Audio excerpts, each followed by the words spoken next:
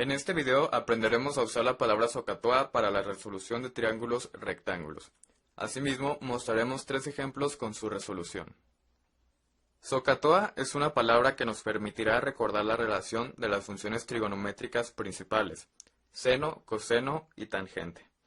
Básicamente la dividimos en sílabas y la primera letra nos indica la función y las otras dos nos indican cómo vamos a obtener esa función.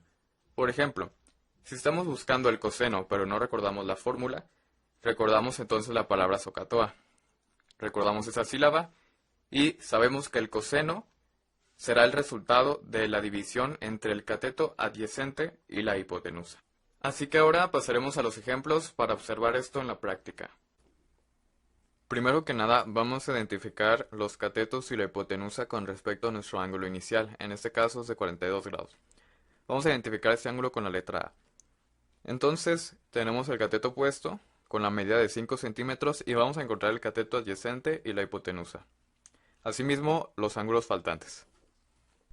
Vamos a empezar por los ángulos ya que son muy sencillos. Al ser un triángulo rectángulo tenemos este ángulo de aquí, de 90 grados.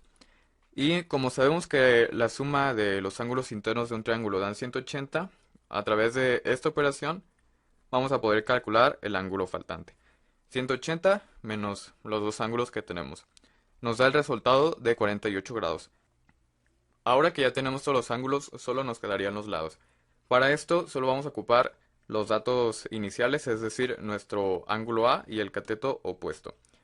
Y vamos a ver en qué fórmula podemos sustituir. Podemos sustituir para sacar la hipotenusa o para sacar el cateto adyacente. Primero vamos a sacar el cateto adyacente. Pero antes de esto, recordemos que si se nos olvidaron estas fórmulas, podemos recordar la palabra SOHCAHTOA y escribirlas. En ese caso, para la que vamos a usar, vendría de la sílaba TOA, que nos dice que la tangente es igual al cateto opuesto entre el cateto adyacente. Y una vez escrita la fórmula, vamos a despejar para el cateto adyacente. Y nos quedaría que cateto adyacente es igual a cateto opuesto entre la tangente de A. Esto lo podemos pasar a calculadora, 5 centímetros entre tangente de 42 grados, y nos dará el resultado de 5.55 centímetros. O sea que ya tenemos nuestro cateto adyacente. Ahora veamos para hipotenusa. Usaremos entonces la otra fórmula, seno de A es igual a cateto opuesto entre hipotenusa. Y despejamos para hipotenusa. Nos queda que hipotenusa es igual a cateto opuesto entre seno de A. Pasamos a calculadora y nos da el resultado de 7.47 centímetros. Y así completamos todo el triángulo rectángulo. Pasemos al ejemplo número 2. Lo primero que debemos hacer es calcular el ángulo faltante. Tenemos nuestro ángulo principal de 50 grados y el ángulo recto de 90 grados. Por lo tanto, vamos a hacer una diferencia para 180 grados. 180 menos 90 menos 50 es igual a 40. Y así es como obtenemos el ángulo faltante. Y ahora, para calcular el último lado, que es la hipotenusa, voy a usar el cateto adyacente. Y la única fórmula que está disponible es la del coseno. Vamos a despejar para hipotenusa. Nos queda que es igual a cateto adyacente entre el coseno del ángulo A. Es decir, 2 entre coseno de 50, lo pasamos a la calculadora y nos da 3.11. Y esa es la medida de nuestro lado. Para sacar el ángulo faltante de este triángulo rectángulo vamos a completar para 180 grados, por lo tanto nos queda el ángulo de 60 grados y solamente nos quedaría el cateto opuesto.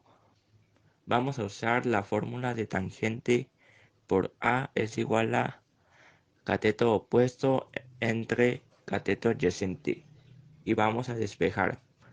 Para cateto opuesto nos queda que es igual a cateto adyacente por la tangente de A. Lo pasamos a la calculadora, 3 por tan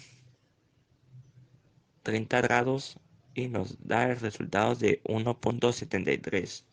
Por lo tanto, esa será nuestra medida.